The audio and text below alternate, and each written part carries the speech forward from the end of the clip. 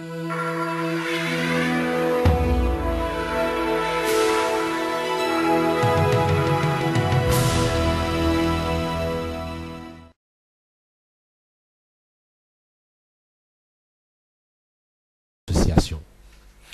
d'abord, je voulais saluer les auditeurs qui nous écoutent. Et tes spectateurs. Les spectateurs. C'est la télévision. Bon, alors disons que, et ensuite, Oui. je voulais aussi remercier M. Venn de m'avoir invité dans les stations. Donc disons, c'est pour moi un plaisir de parler et de dire les choses. Comment moi-même je suis la suite de M. Jean qui a bien parlé au sujet d'Haïti. Et moi-même, personnellement, c'est un Haïtien, comme tous les autres Haïtiens, dans la communauté haïtienne de France. Et moi-même aussi, étant qu'un militant, comme M. Jean et comme M. Joël à côté, nous sommes tous ici des militants. Quelles seront vos stratégies pour en finir avec l'insécurité qui règne dans le pays? C'est la question qu'on pose aux candidats. Mais disons que la question que tu m'as posée au sujet de la sécurité, donc disons que les Haïtiens de l'extérieur ont peur de rentrer en Haïti à cause de l'insécurité. L'insécurité ne vient pas des Haïtiens. L'insécurité vient de cette armée-là qui occupe le pays. Pourquoi? Quand on prend des membres de cette armée-là qui vient de l'extérieur, un soldat sri-lankais gagne dans son pays environ 30 à 40 $ par mois. Et voilà que 7 soldats-là, sur le sol d'Haïti, ils gagnent 3 à 4 à 5 000 $ US. Pensez-vous, 7 soldats-là allaient retourner chez lui pour travailler pour 30 à 40 $ par mois? D'autre part, comme j'ai dit que cette armée coûte à Haïti environ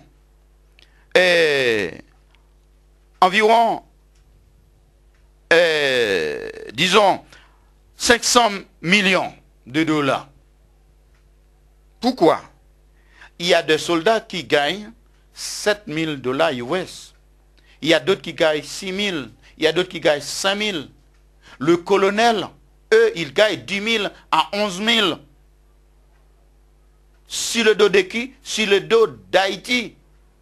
Lorsqu'il dit, on a voté pour Haïti tant millions, eh bien ce million-là est dépensé dans ce militaire qui est au pays.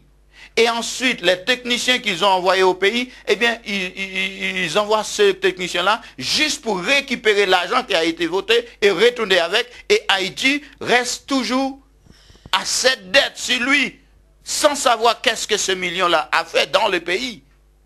Il ne faut pas oublier cette armée après de 9 ans dans le pays. Et pourtant, d'après la loi internationale, 2 ans, c'était beaucoup pour rétablir l'armée d'Haïti. C'est-à-dire instruire l'armée d'Haïti pour qu'Haïti prenne en main sa responsabilité. Mais au lieu de reconstruire l'armée, au lieu d'aider Haïti à former une armée professionnelle, eh bien, ils préfèrent de rester en Haïti pour garder Haïti en disant qu'il y a l'insécurité, il y a des groupes de gangs, etc. Ils inventent toutes sortes de choses, afin pour ne pas laisser. Chaque fois le contrat a le prix fin, eh bien, il invente un problème. En disant que, alors, l'insécurité est établie, il y a telle zone, il y a telle zone, il y a des groupes de gangs qui font ci, qui font ça. Expressément pour que le gouvernement, qui n'ont rien à perdre avec le peuple haïtien, eh bien, qu'est-ce qu'il fait? C'est juste pour re-signer encore un autre contrat en disant que, puisque nous sommes en danger, eh bien, nous voulons que vous restez avec nous pour guider notre pays. Eh bien, voilà l'insensé de nos gouvernements qui gardent cette armée étrangère, qui nous exploite, parce qu'il faut essayer de réaliser 500 millions de $ par an. Et maintenant, ils ont près de 9 ans sur le sol. Réfléchir. Même après ce tremblement de terre, il y a beaucoup beaucoup de techniciens étrangers qui rentrent en Haïti. Il ne faut pas oublier, il y a environ 11 milliards qui a été recherché pour la reconstruction en Haïti. Et mais ces techniciens-là, lorsqu'on rentre en Haïti, qu'est-ce qu'on voit? On voit ils marchent dormir dans les voitures, en train de promener. Ils sont sur la plage, de jouir cet argent-là. Et demain, lorsqu'ils vont partir, eh bien, Haïti auront cette dette-là à payer sans rien n'est fait dans le pays. Donc c'est pourquoi que nous, et moi-même, ce que j'ai dit dans la questionnaire, que le président qui seront élus prend en main la responsabilité de son peuple, avec accord de son peuple, de rétablir l'armée d'Haïti. Parce que l'armée d'Haïti est la première institution de l'indépendance d'Haïti. Et cette armée a été formée par les indigènes, par les esclaves. Et cette armée est transformée au fur et à mesure en devenir une armée moderne. Mais cette armée, c'est la première institution dans l'indépendance d'Haïti. On disait que c'était des groupes sauvages qui combattaient contre les soldats de Napoléon. Mais c'est ce groupe sauvage-là qui avait formé l'armée d'Haïti. Donc c'est pourquoi que l'armée d'Haïti est importante pour Haïti. Haïti ne peut pas diriger seulement par la police. Haïti doit avoir son armée pour sécuriser la nation. Mais une armée instruite, une armée professionnelle, une armée qui sont capables de porter la main avec les autres armées pour la paix mondiale. Une armée que l'ONU est capable de demander support. Mais ce n'est pas une armée qui seront toujours sur le titel. Comme l'armée qui était là avant, c'était une armée sur le titel. C'est pourquoi il y avait toujours des coups d'État, parce que c'était une armée occupée. Mais le gouvernement qui vont venir doit prendre sur lui la responsabilité de réformer l'armée haïtienne comme il faut.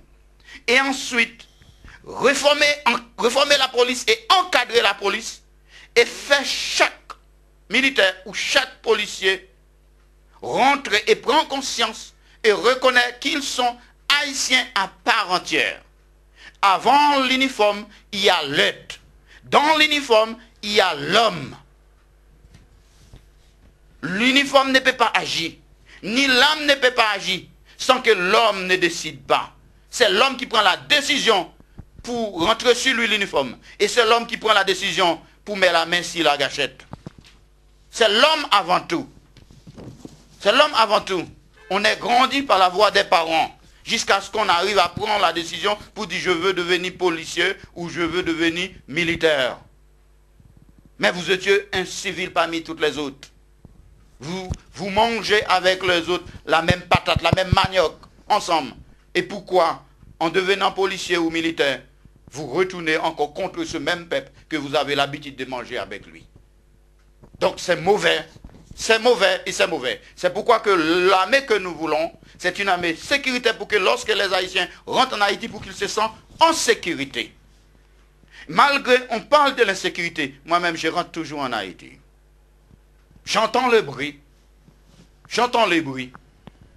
Parfois je vois des actions, mais moi-même, par la grâce de Dieu, je n'ai jamais touché par l'insécurité.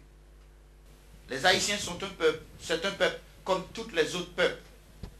L'heure a sonné que les Haïtiens prennent en main sa responsabilité. Merci.